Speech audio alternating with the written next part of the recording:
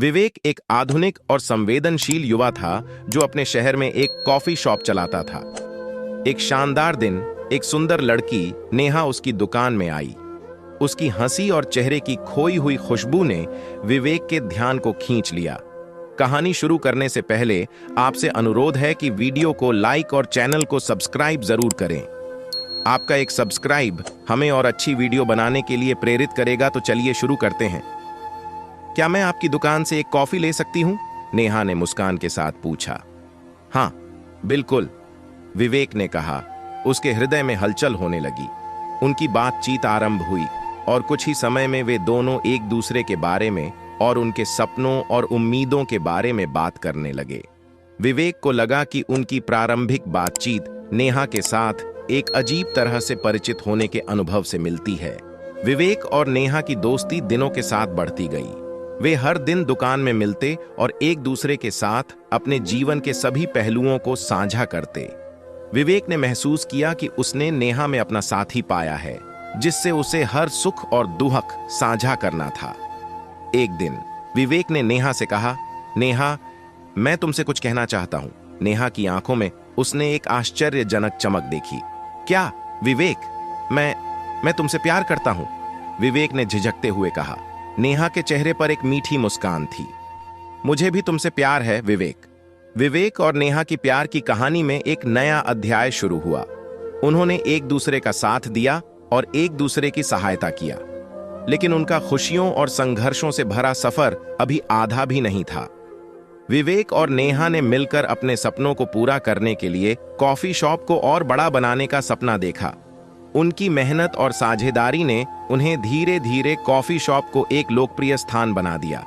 उनकी दुकान में हमेशा गुलाबी और खुशियों की महक फैलती रहती थी।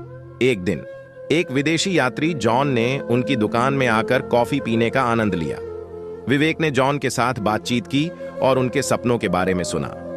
जॉन ने उन्हें अपनी विदेश में एक शानदार कॉफी शॉप खोलने की सलाह दी। विवेक को यह सुनकर बड़ी खुशी हुई। वह नेहा को बताने के लिए उत्साहित हुआ। उन्होंने मिलकर एक साथ मेहनत की और एक नया शहर में एक सुंदर और विलक्षण कॉफी शॉप खोला। उनकी कॉफी शॉप जल्द ही शहर की बात बन गई। उनकी सफलता ने उन्हें सामर्थ्य, विश्वास और संवेदनशीलता में और भी मजबूत किया। विवेक और नेहा की प्यार और साझेदारी की कहानी उनकी कॉफी शॉप के सफलता के साथ बढ़ी। वे एक दूसरे का साथ दिन रात बिताते, सपनों को पूरा करने में साथी बने। एक दिन विवेक ने नेहा के सामने एक छोटी सी छत पर खड़े होकर अपनी आंखों में उसके लिए आशीर्वाद की गुहार सुनाई। नेहा, तुम मेरी जिंदगी की सबसे अनमोल दान हो। नेहा ने खुशी के आंसू बहाते हुए कहा, विवेक, तुम मेरी प्रेरणा हो। उन्होंने एक दूसरे के हाथ में हाथ डाला और उनके सपनों की दिशा में अग्रसर हुए। विवेक और नेहा ने एक दूसरे के साथ अपने सपनों को पूरा करने का संकल्प किया और उनकी प्यार भरी कहानी एक नई शुरुआत के लिए तैयार हो गई। विवेक और नेहा ने अपने सपनों की दिशा में अग्रसर होते हुए अपने नए परियोजना को और बढ़ाया। उनकी कॉफी शॉप का नाम सपनों की गलियारा रखा गया और यह शहर के लोगों के दिलों में उनका अलग अलग रंग भर दिया।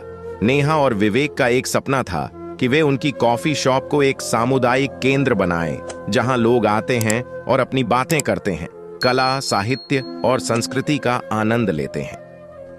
विवेक ने शहर के युवाओं के लिए कॉफी की बॉयलर के पास एक किताब पुस्तकालय स्थापित किया, जहां वे मुफ्त समय बिता सकते थे।